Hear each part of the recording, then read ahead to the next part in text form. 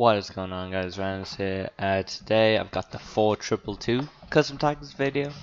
And Weekend League just started, fun fact, but I haven't played any games yet. It's like 8 o'clock. It's pretty early at the moment. So anyways, so moving on. Here's my team. Since the last video, the 4-2-3-1 tutorial, that the team has changed. Center backs have changed. I wanted to get De Gea in. I think he's a lot better than Courtois, but I had to get 2 icon center backs because I wanted De Gea, but I also wanted Sandro and Walker as my fullbacks. So I just had to invest in icon center backs, but so far it's been worth it. Blanc and Sol Campbell, pretty good partnership now, to be honest. But yeah, anyways, moving into the tactics themselves, and I can show you how my team changes. So you've seen 4-3-1. Now, quick disclaimer: at the moment, this is a bit of a chase or a comeback formation, but I will show you what I would adjust if you wanted to make it just your standard formation. So here we have pressure on heavy touch. Now I use this all the time. I find constant pressure or press after possession loss. What you can find is pressing, it might be a bit better or whatever, but it is quite easy to pass around, and then you're completely screwed if they get past your press.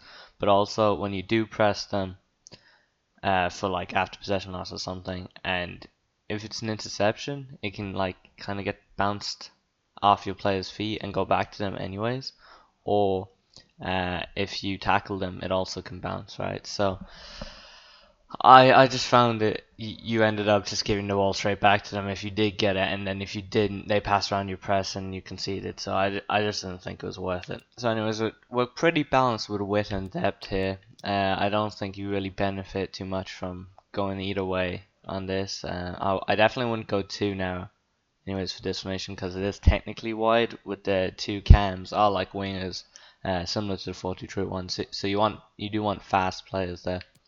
And then depth, I just like to keep it standard. I don't want to be too deep, but I also don't want to be able to get killed by one true ball.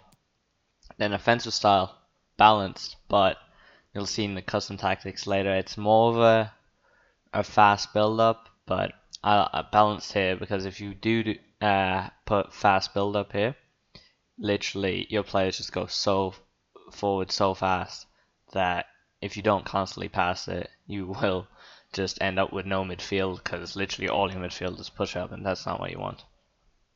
And then when I'm attacking, I do go very wide in this formation, mainly because it's for the fullbacks, so you'll see it later. But the fullbacks, I like to add them on join the attack in this and on overlap. So the way I really work with this formation is there's 2 ways.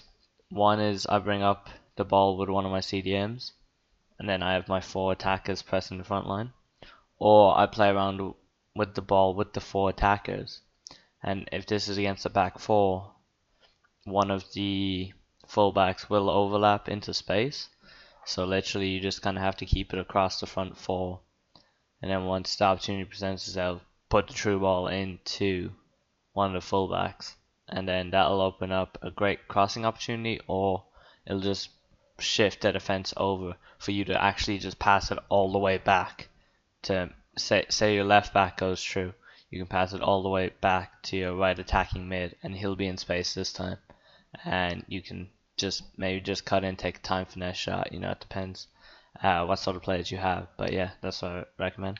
Players in the box also are pretty high in this, mainly once again because if that fullback gets that overlap run, which you can tell this formation for me is based a lot upon, you do want the numbers in the box, right? Otherwise, it's just not going to be, it's going to be a waste of time getting that opportunity.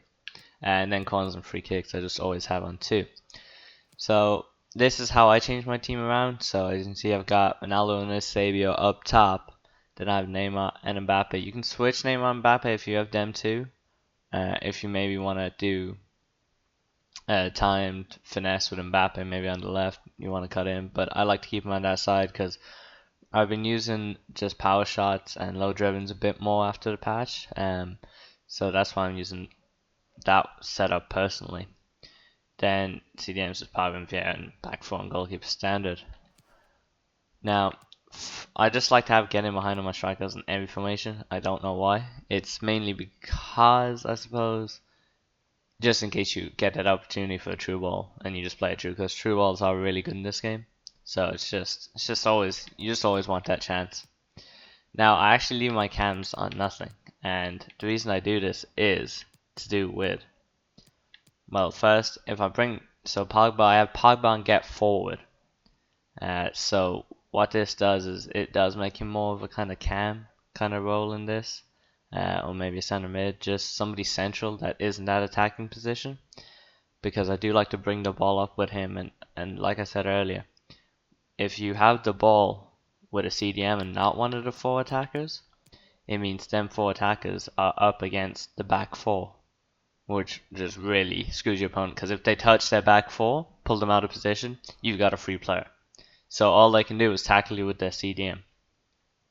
And if they do get their CDM and you can pass it to one of your front four then, and that's where the fullbacks come in. So the fullbacks I have on join the attack and overlap on both of them. So if they do start pressing you with the CDMs and you can't just bring up your Pogba fine, you can just pass around the front four and just literally wait for one of the overlapping ones to help you in. Now, if I was going to use this as a more balanced formation, because as I said, I use it more as a comeback formation or kind of a chase formation, I would literally change Pogba to stay back while attacking, and then I would also change my fullbacks to balanced, both of them to balanced.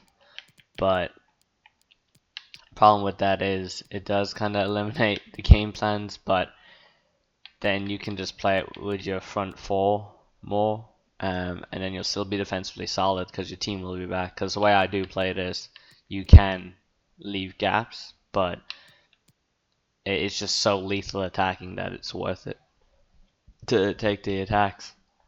And yeah, that's just the screen at the end was just the balance formation tactics. But yeah, so that's pretty much the video, guys. Leave a like if you enjoyed, subscribe if you're new, and yes, I will be getting a new mic soon. I know a lot of people complaining, and yes, this mic is, it's not great for YouTube videos, I'll be honest. But yeah, anyways guys, thanks for watching a lot. I really do appreciate it.